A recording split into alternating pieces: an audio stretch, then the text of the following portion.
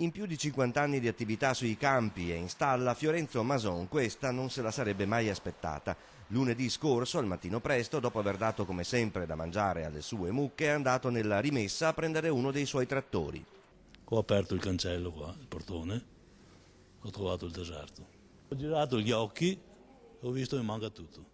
3 trattori. 3 trattori. Cioè, mi sembrava impossibile. Il cancello era chiuso, il portone era tutto.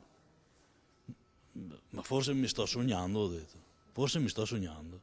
Uno shock. 3 trattori di varia potenza, tutti piuttosto recenti, eccoli in foto, spariti dalla fattoria. Chi l'avrebbe mai pensato? Un danno di circa 150.000 euro. Subito, cioè, non riuscivo neanche a camminare. Però mi sentivo proprio, ho detto, ma qua cosa è successo? È il mio lavoro che è da 50 anni che lo faccio. Trovarti così senza che uno viene dentro a casa tua ti porta via tutto. Tutto, non ti lascia niente. Le chiavi di uno dei mezzi erano sul quadro di accensione, le altre a portata di mano proprio perché nessuno in campagna pensa che un trattore possa sparire. E a quale scopo poi?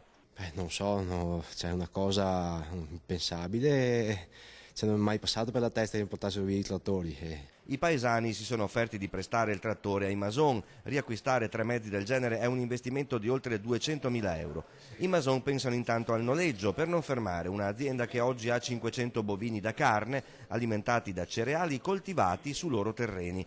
Ai Mason la solidarietà di un compaesano importante. È una bella azienda e noi rischiamo di perdere una bella azienda e un giovane imprenditore perché qualche signore, che io spero un giorno che venga consegnato alle patrie galere, viene qua e porta via loro gli strumenti di lavoro.